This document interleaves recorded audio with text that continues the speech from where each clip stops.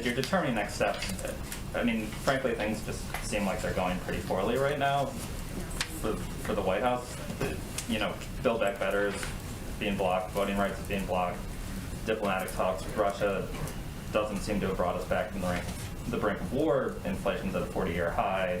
The virus is setting records for infection. So as we kind of hit this 1-year period and a period where everything seems like it's in pretty rough shape, or nearly everything, which is not an invitation, I guess, to list off some other things. I'm wondering, at what point do you take stock and say that things need to change internally, whether it's your outreach for the Hill, whether it's the leadership within the White House? You seem to be stymied on an incredible number of fronts right now. Well, let me give you a little bit of a different take on this. More than 200 million people are vaccinated. We've had a record job growth, record low unemployment rates historically in this country over the last year. We've rebuilt our alliances and our relationships around the world. And right now, as it relates to Russia, as you heard our national security advisor convey, we're working with partners around the world to convey very clearly. It's up to them to make a choice about what's next. We're not going to make that on their behalf.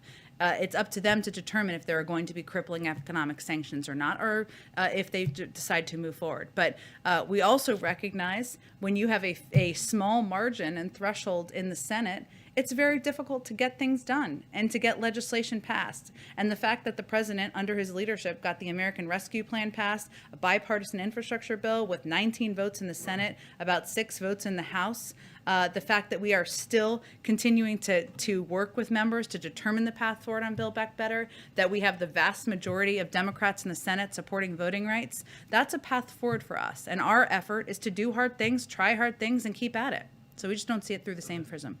So the sense is things are going well, there's no need for change right now. I think that having worked in a White House before, you do hard things in White Houses.